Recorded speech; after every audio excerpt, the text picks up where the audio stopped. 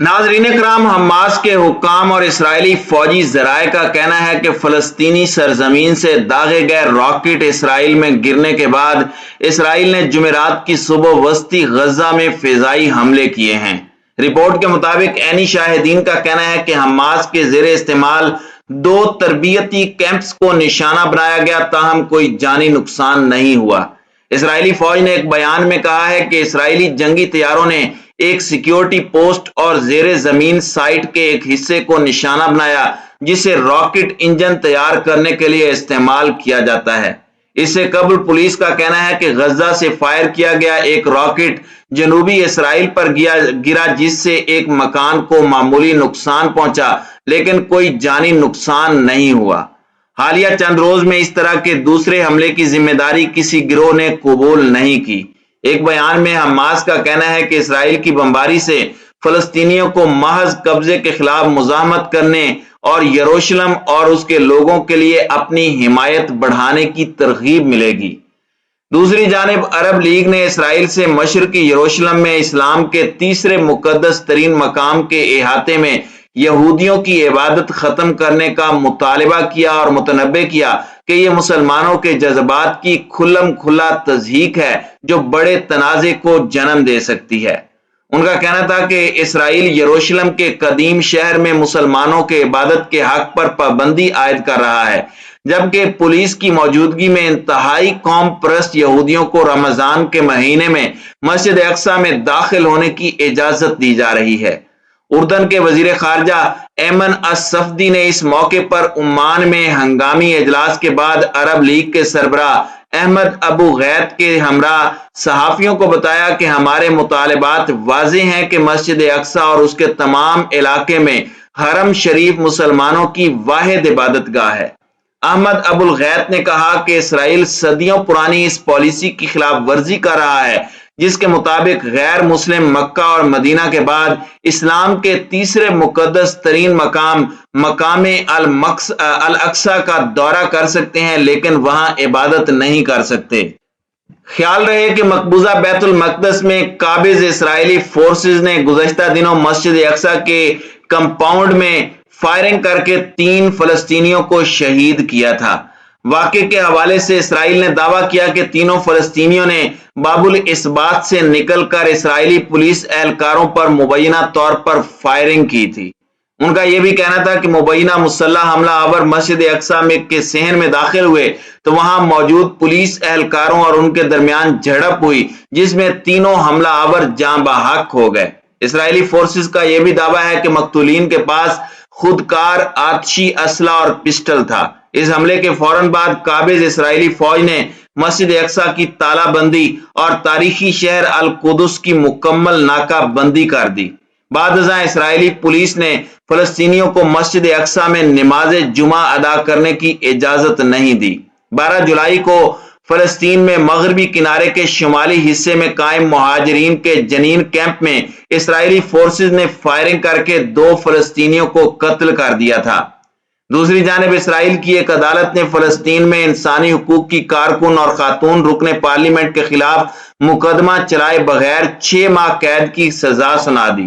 خیال رہے کہ اسرائیلی پولیس نے انسانی حقوق کے لیے کام کرنے والی رکن پارلیمان خالدہ جرار کو چند روز قبل مقبوضہ مغربی کنارے کے علاقے رام اللہ میں ان کے گھر سے حراست میں لیا تھا۔ واضح رہے کہ انسانی حقوق کی کارکن خالدہ جرار فلسطینی شہریوں کی حمایت اور اسرائیلی جارحیت کی مخالفت کی وجہ سے اس سے قبل بھی متعدد بار قید و بند کی صعوبتیں برداشت کر چکی ہیں۔ دوسری جانب انسانی حقوق کی تنظیموں نے اسرائیل کی جانب سے انسانی حقوق کے کارکنوں اور اسرائیلی جارحیت کے خلاف آواز اٹھانے والے افراد کو جیلوں میں قید کرنے کی پرزور مذمت کی ہے۔ یاد رہے کہ اکتوبر 2015 سے شروع ہونے والی کشیدگی میں اب تک 280 فلسطینی شہید ہو چکے ہیں، جبکہ اسرائیلی فوج کی جانب سے دعویٰ کیا گیا ہے کہ اس عرصے میں 42 اسرائیلی، 2 امریکی، اردن کے 2 شہری، جبکہ آسٹریلیا، سوڈان اور برطانیہ کا ایک شہری ہلاک ہوا ہے۔ یاد رہے کہ اسرائیلی حکام کا دعویٰ ہے کہ جاں بحق ہونے والے فلسطینیوں نے اسرائیلی فورسز پر چاقو اور دیگر اسلحے سے حملے کیے، جبکہ فورسز پر کار حملے میں کیے گئے اور فورسز نے اپنے دفاع میں ہلاک کیا، جبکہ متعدد فلسطینیوں کو احتجاج مظاہروں اور اسرائیلی فضائی حملوں میں ہلاک کیا گیا۔ دوسری جانب فلسطینی حکام کا کہنا ہے کہ اسرائیلی فورسز کے حملوں میں جاں بحق کیے جانے والے فلسطینی شہری غیر مسلح تھے۔ یاد رہے کہ حالیہ کچھ مہینوں میں اسرائیلی فورسز اور فلسطینیوں کے درمیان کشیدگی میں مزید اضافہ دیکھنے میں آیا ہے۔ ناظرین اکرام، مقبوضہ بیت المقدس کے اطراف ہونے والے حالیہ پرتشدد واقعات کے بعد مبینہ طور پر فلسطینی علاقے سے فائر کیے گئے راکٹوں کے جواب میں اسرائیل نے غزہ کی پٹی سے فضائی حملہ کیا۔ اسرائیلی فوج کا کہنا ہے کہ اس کے خصوصی دستوں نے مقبوضہ مغربی کنارے میں رات کو 5 گرفتاریاں کی۔ 4 ہفتے قبل حملوں اور مظاہروں میں اضافے کے بعد سے اسرائیل کی جانب سے ہلاکت خیز چھاپوں کا سلسلہ جاری ہے۔ کشیدگی کا مرکز مقبوضہ بیت المقدس کے اسرائیل کے ساتھ ملحقہ پرانے شہر میں واقع مسجد اقصی کا متنازع احاطہ رہا ہے، جسے یہودی ٹیمپل ماؤنٹ کے نام سے جانتے ہیں۔ رمضان کے دوران نماز کی ادائیگی کے لیے وہاں جمع ہونے والے فلسطینی نمازی اسرائیلی پولیس کی بھاری نفری کی حفاظت میں یہودی زائرین کے دورے کے ساتھ ساتھ ان کی مسجد میں رسائی پر پابندیوں کے باعث مشتعل ہیں۔ یہودیوں کو مخصوص اوقات میں اس جگہ کا دورہ کرنے کی اجازت ہے، لیکن وہاں عبادت کرنے کی ممانعت ہے۔ یہودیوں کے عید فصح کے تہوار کے ساتھ ساتھ مسلمانوں کے مقدس مہینے رمضان میں ہونے والے پرتشدد واقعات نے گزشتہ سال جیسے واقعات کے دوبارہ ہونے کے خدشات کو جنم دیا ہے۔